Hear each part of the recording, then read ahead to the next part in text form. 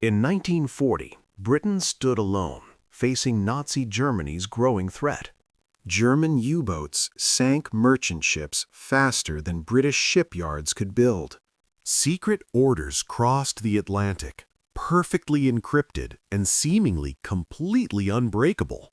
In a quiet English mansion, a shy mathematician sat thinking. With tea and intercepted messages, he began changing the war's course. This is Alan Turing's true story and Bletchley Park's Codebreaker's work. Welcome to Historializals, turning hidden history corners into clear visual stories.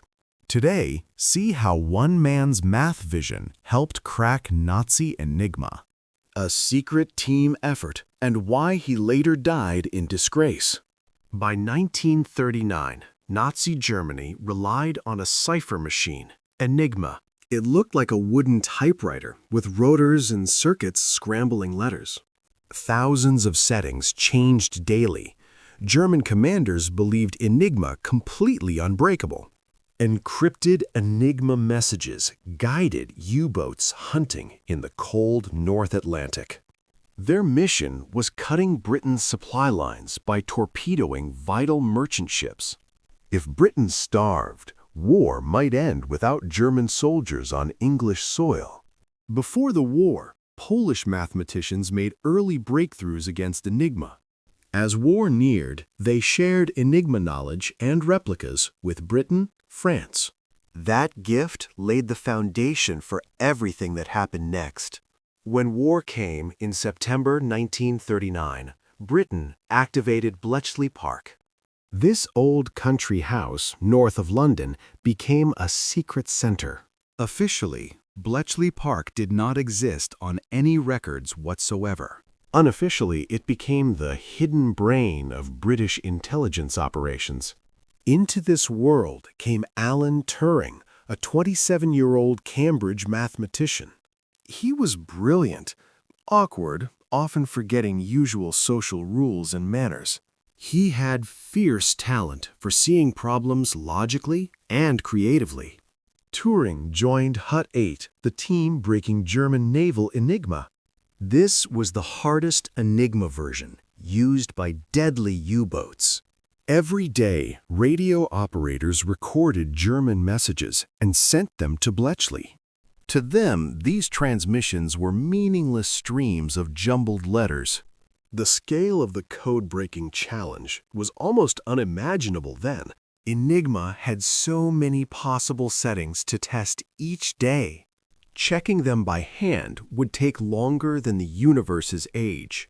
Human perseverance alone was not enough to solve this problem. Turing realized they needed machines to search those endless possibilities. Turing used Polish ideas and redesigned them into an electromechanical bomb.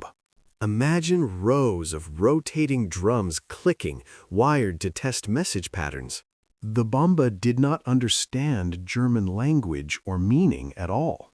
Instead, it searched for logical contradictions inside possible Enigma settings. When rotor positions could produce real German words, the bomb stopped. That result signaled a possible daily Enigma key for analysts. With engineer Gordon Welchman and others, Turing kept improving the bomb. Soon, dozens of bombs were humming day and night in secret. Operators, many young women from the Women's Royal Naval Service, worked. They worked in shifts, loading settings and writing down candidate solutions. Once analysts had the daily key, others could read German messages.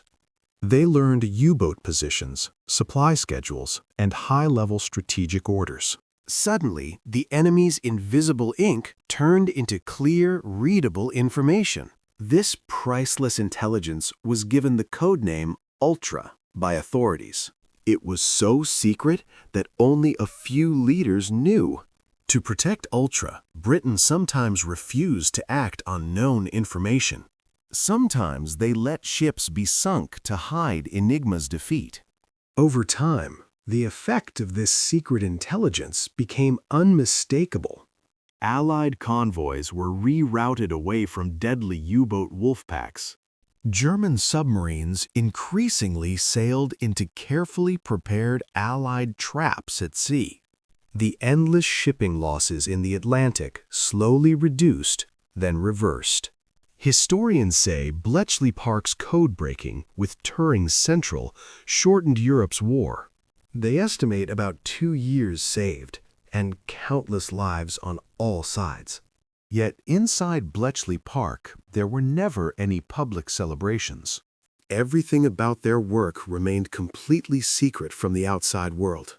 Turing and colleagues simply moved on to each new cipher threat. When the war ended in 1945, Bletchley Park was closed. Code-breaking machines were dismantled, their parts taken away quietly afterward. Important documents were burned, leaving almost no physical trace behind. Workers signed the Official Secrets Act and spoke to nobody. Alan Turing returned to academia, working on early electronic computers. In 1950, he wrote a visionary paper asking, "Can machines think?"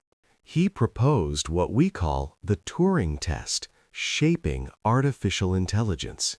But in 1952, his private life met harsh British laws. He was charged with gross indecency. Being gay was criminal in Britain.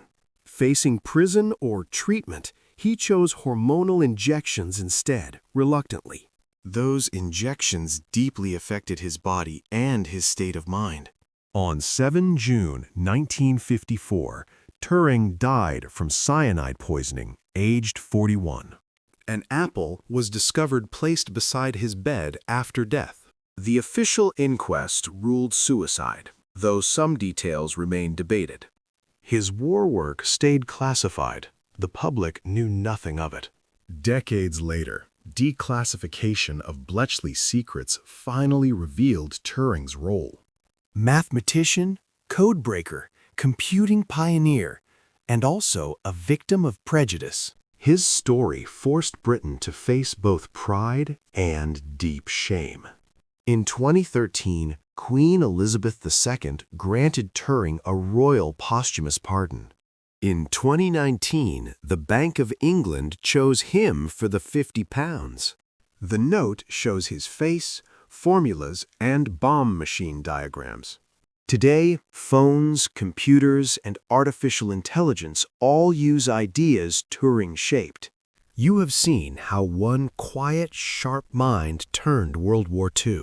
He helped win the war, but paid a heavy personal price.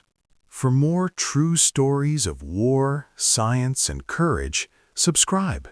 Tell me in the comments which part of Turing's story surprised you.